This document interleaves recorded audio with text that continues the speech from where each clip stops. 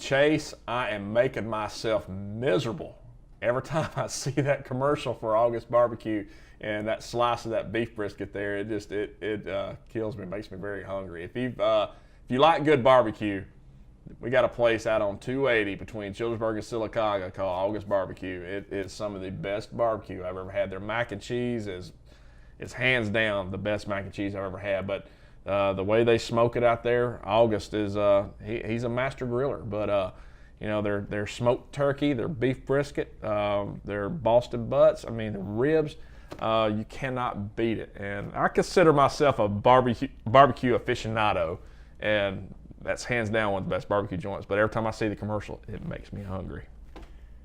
Well, we got a lot of more college football action to get to, so let's get right into it with Jacksonville State playing host to Liberty the other night, and Kendrick Doss passes to Shaq Davison for a little small gain right here. But Rock Thomas, he had a story all night long getting the ball, and Rock Thomas goes down for some first down yardage there. Brian Horn throws a bomb to Trey Berry right here, and Trey Berry goes all the way to the house there at Burgess Snow Field as they get their first points of the game right there with that big pass. Darius Jackson with a monster sack right here as he takes the Liberty quarterback down to the mat. Cade Stennett here with a 49-yard field goal, his longest of his career, and watch him celebrate here. Longest of his career. Drilled it through there with 1:20 to go into half. Oh, does the little, what I call the Stennett shimmy there.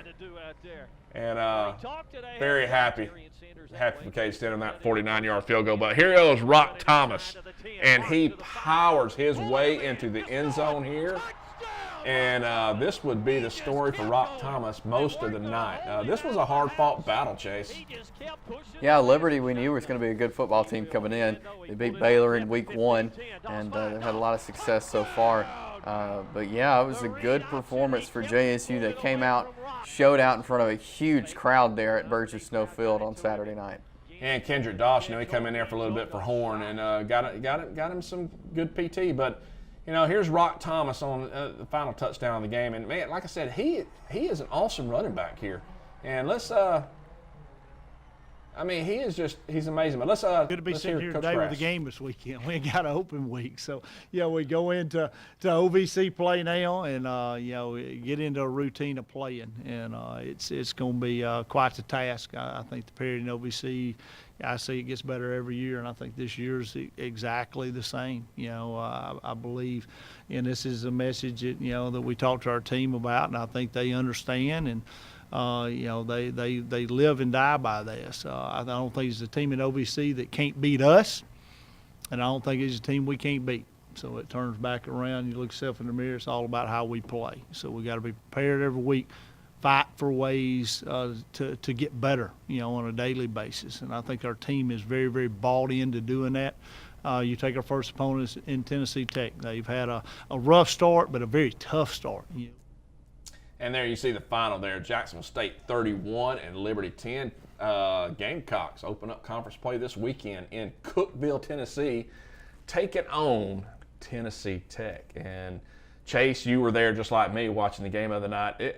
Very impressive. Number one, impressive turnout by the Gamecock fans and Jacksonville State alumni and fans of the program. But very impressive turnout, but a very impressive win for Jacksonville State. It was. Like I said, Liberty, we knew they were a good football team. And, I was anxious to see how JSU was going to come out and perform against them. And they really showed out there Saturday night. Of course, Bryant Horn at quarterback, and they brought Dawson a little bit to relieve him, which I was, surprised to see the two-quarterback system in there, but it worked. It worked very well for JSU. And then Rock Thomas, of course, like we've been talking about, great performance for him. But really just a great night for JSU football Saturday night. A lot of people are talking about this as more kind of a rebuilding year because we lost a lot. They lost a lot of guys this past season. But, it's like they're filling those gaps pretty good. And whether it come offense, defense, or special teams, they're pretty solid all the way around. And you got a kicker like Cade Stennett that can boot a 49-yard with room to spare. That gives you a little bit of comfort going into later in the season and possibly getting into the playoffs. Yeah, they're working towards the playoffs, but first they got to get through the conference play, and they'll begin that this Saturday. So they've got a lot of confidence going into the conference play, and they've used their 2 bye weeks. So they have 9 straight games that they're going to have to fight through. I mean, you both are Jacksonville State guys. We grew up in the area, and I was able to share a picture with a lot of people. Like when I walked into the stadium, the first view I had was the stadium was packed. The Southerners out on the field and the team getting ready to go out on the field. Of course, there was about an hour lightning delay, but it was amazing to be able to walk into that stadium and see it packed like it was, and everybody just enjoying themselves and being loud.